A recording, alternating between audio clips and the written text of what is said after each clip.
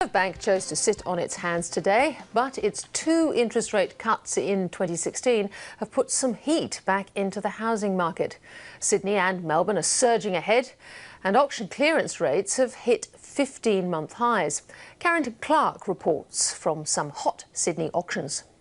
Ready when you are. Going to look for that opening bidder offer, maybe anything between 1 million and 1.1 to get us underway. Sydney's property market is running hot. Number 13, there we go, make it 1.4 to advance from here on in. Nobody knows that better than Anthony Cases. He's been on the house hunt for 3 years. It's a frenzy. There's just so many people. The last sort of 3 to 6 months, it's absolutely just palpable. It's crazier than ever. And those people are bidding up prices. The latest numbers from CoreLogic show home prices increasing more than 1% every month. Sydney home prices now up more than 63% in just 4 years. Melbourne up 44%. Demand for housing from investors in particular is bouncing back again after having been dampened by some of the measures that the banks took under pressure from APRA during 2015. Changes aimed at slowing demand from foreign buyers don't seem to be making much difference. A bit of a hiccup when that policy was announced, but the lower interest rate was actually replacing the foreign buyers with the local buyers. So what we're seeing is a surge of local buyers that's suddenly coming out of the woodwork.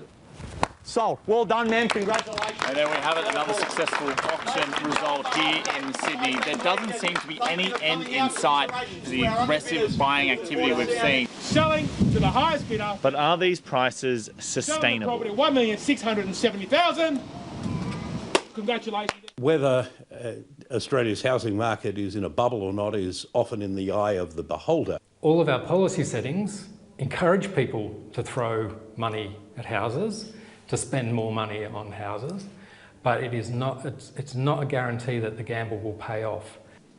Some argue Sydney still has room to move.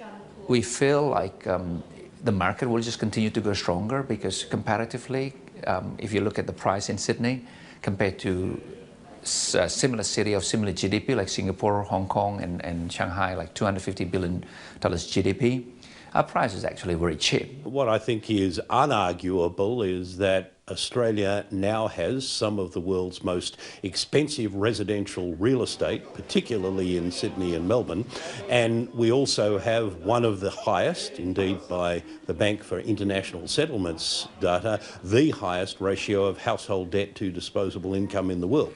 A huge amount of apartments are also in the pipeline.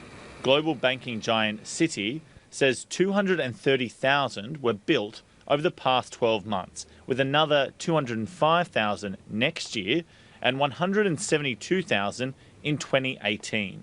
For there to be a housing price crash, you need to have two things happening at once. First, you need a material number of forced sellers. And second, you need to have those forced sellers selling into an oversupplied market.